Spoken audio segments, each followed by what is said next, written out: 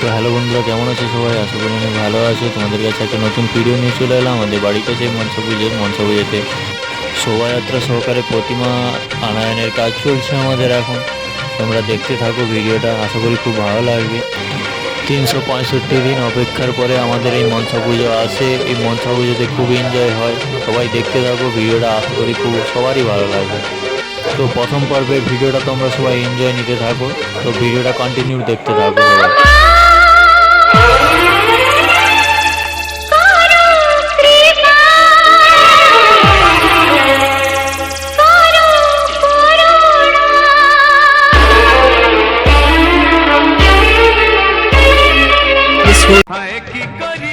তো ভিডিওটা সবাই দেখতে থাকো আর কমেন্টে বলে দিও জয় মনসা মাতা কি জয়।